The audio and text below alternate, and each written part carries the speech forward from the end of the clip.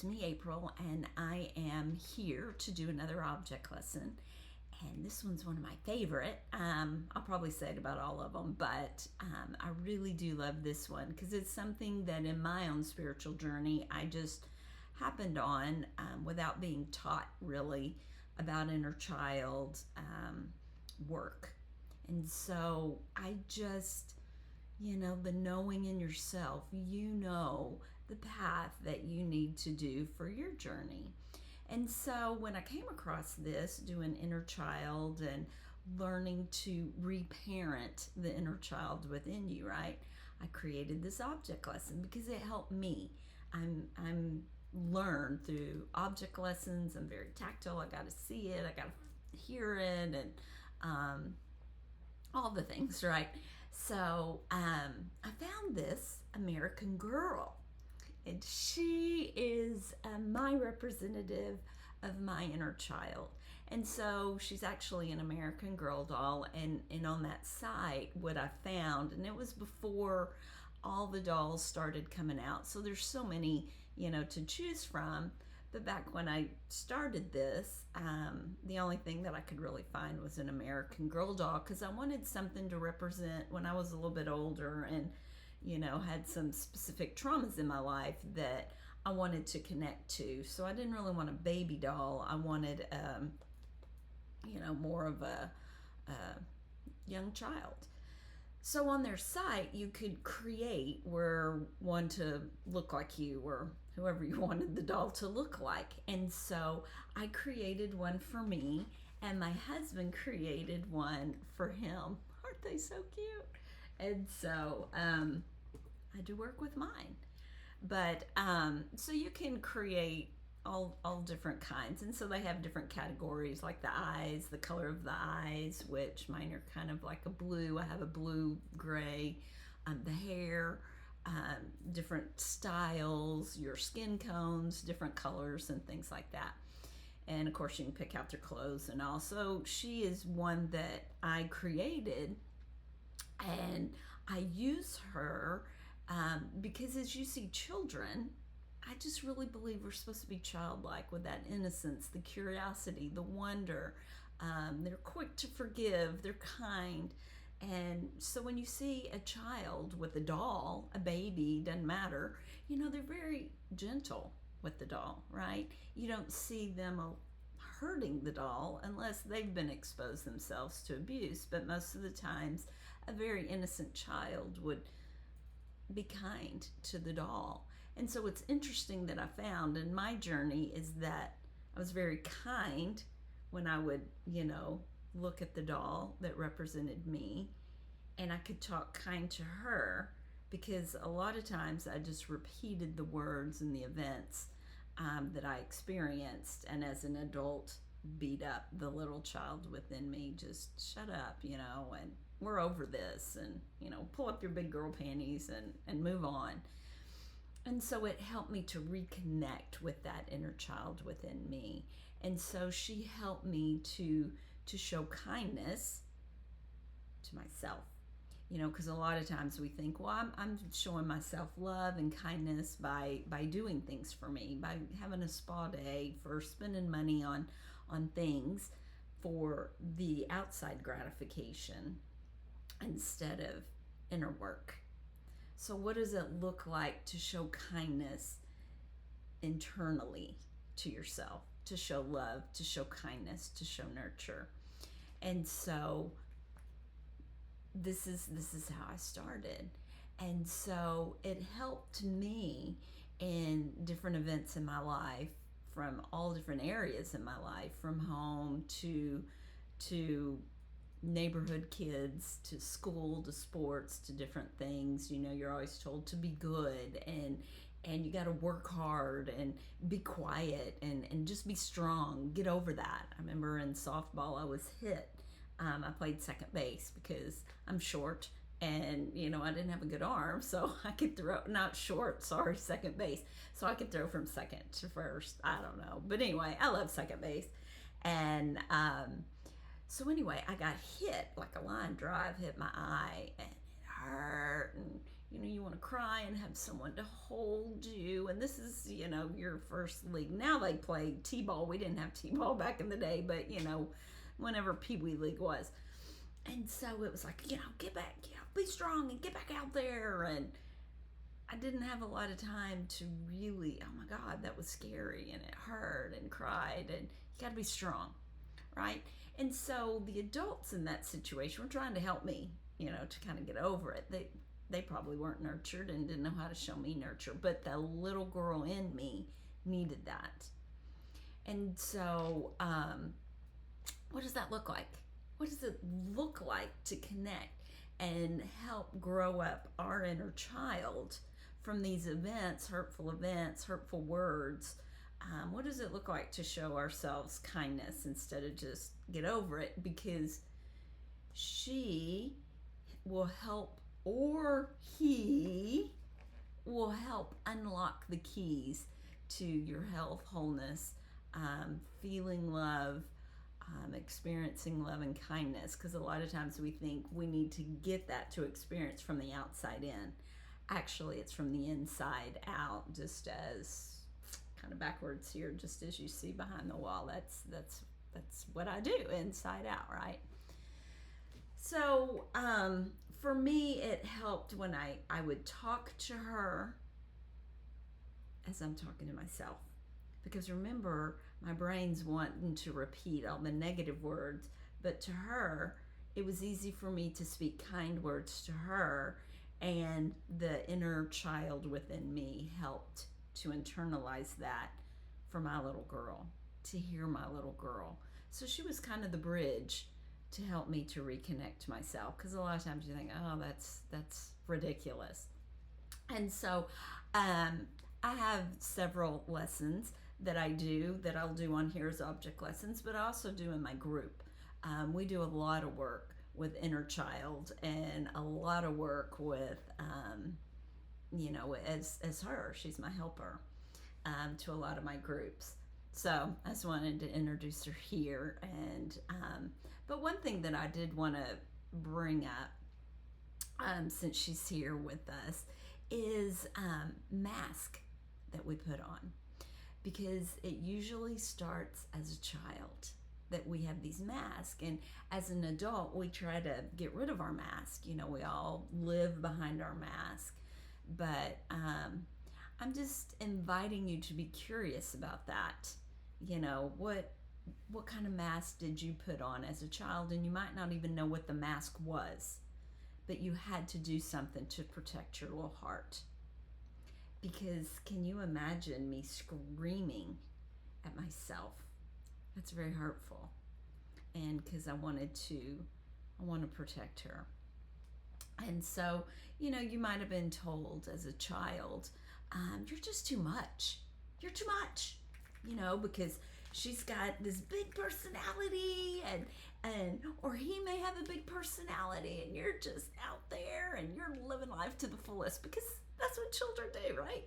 But you might have had an adult that didn't know how to deal with that and celebrate you. So instead, they told you, you're just too much. They needed you to calm down, whatever they were going through. They didn't know, but that's what they told you. You're too much. And she might be crying, something sad. Maybe a friend told her she wasn't her friend anymore, or could be something at home, could be anything from abuse to just hurtful words or something she, in her perception. It was hurtful to her. Well, she needs to be recognized and acknowledged for that, and just given some love and comfort and kindness. Maybe a long time of love and comfort and kindness, or maybe just a little bit to help her get over it, or him get over it. And so you might be told, crying is weak. Crying is ugly. Come on, clean yourself up. Get back out there. What does she do with that? What does she do with that? She can't just throw it off. None of us can. We hold it inside. And she might be told, you're just too sensitive. You're too sensitive. Just get over yourself. You're too emotional. Especially boys. They are pretty much, especially from my generation, is just, you shouldn't have any feelings. You're tough. And so what we do as a child, because it hurts when we're told we're too much, because we don't understand. Maybe our parents were in the middle of some kind of meeting or something very important, and that's just the way they communicated that to us, as to, okay, just, calm down, give me just a minute. But what came out of their mouth was, you're just too much. You're too much.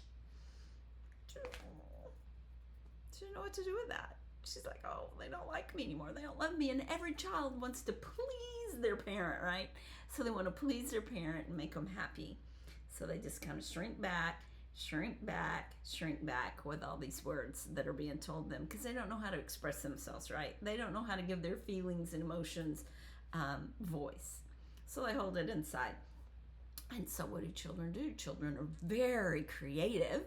And that's what we want to get back in touch with, so we can be creative and learn to dream again and have wonder and have the excitement and joy of a child. But we might be hiding behind masks. And so sometimes I created these little masks. Aren't they cute? So we might be having these masks of being a responsible adult. As a child, being a responsible adult. And this might be from, you grew up too fast, you've seen things that, maybe some abuse that was done to other people, maybe in your home, maybe abuse done to you, from sexual to physical to even verbal abuse, emotional abuse. And so you just learn to hide behind your mask. And then as you grow up to be an adult, we're still being responsible. We have to be responsible for everybody now. We just take on more and more and more, and we don't know why we're burnt out. We don't know why we're tired all the time. It's because we have this mask. And so a lot of us are like, well, I'll just get rid of the mask. But see, it's not really you. It's you. And so what does she need to deal with her mask, to help put that mask down? What if her mask was, and is this you? I even created it kind of cute. Isn't that funny? I'm not real artistic, but I can be creative. So it could be strong and independent. I struggled with this one, being strong and independent. From be it, I had very young parents, and so I guess I felt like I needed to help them if they didn't know what to do, because they wanted to be good parents, but I had to become, but I did, strong and independent. I'll just do it myself. As my brothers came along, I'll take care of myself. And then what happened to me in the neighborhood by a neighborhood boy, I'll just get over it myself. I didn't tell anybody. And so I became very strong and independent. And so what happened is I began to wear this as an adult.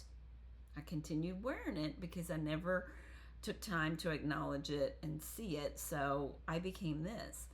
And then I wondered, why don't I have close friends? Why do I not feel connected to my husband? Why I'm always, come on, we need this, connection and be intimate. Well, it's hard to be intimate and close when people are walking around being strong and independent. Because for me, being strong and independent, I don't need you. I don't need to be weak. I don't need anything because I have to take care of myself. So I grew up that way because that was my perception. My parents were there and helped me, but internally I became strong and independent. And so you might have one that you needed to have success and achievement, maybe to get love and affection. And so you created this mask when you're told you're not enough, you're not quite good enough. And so you go out and work harder and harder, study harder and harder to get that. Because maybe somebody was real successful in your family and they compared you to them. And so you needed to show success and achievement.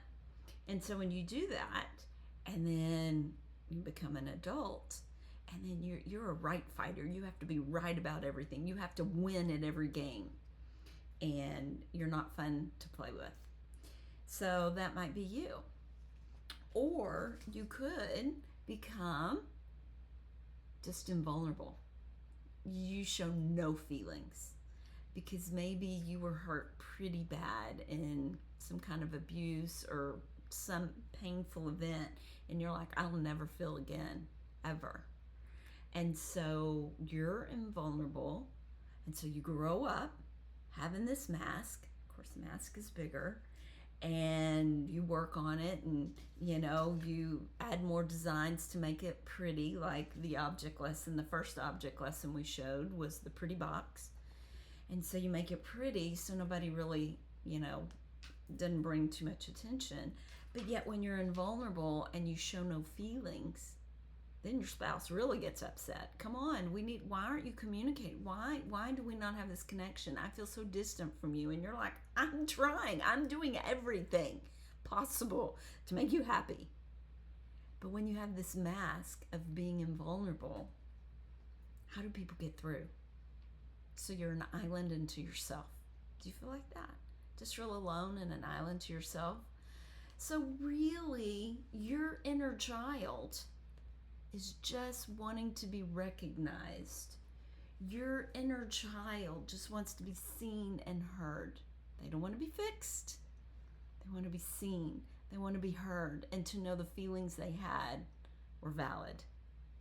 Doesn't make your parents wrong or anybody wrong or, that you need to go get this from them. You create it from the inside out. Give your inner child that safety to feel. If you need to go and have some emotions, go to the beach, go outside, connect with nature. Your inner child will show you. Because healing begins with emotional truth. We need to be honest. Not that we have to go shame anybody. We have to be honest within ourselves, to journal. And there's many things to learn about your inner child and have an emotional truth. And then, you can move forward. And so I hope this helps in some way of just being curious, to help you have the courage to be curious about your inner child. Or, reach out about one of the groups that I do online.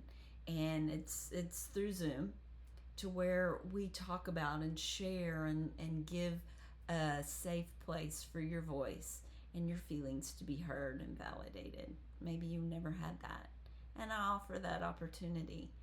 And so, like I said, whatever it takes for you to engage with your inner child. It might be a doll. It might be just pictures. It may be looking at your own pictures when you were a child.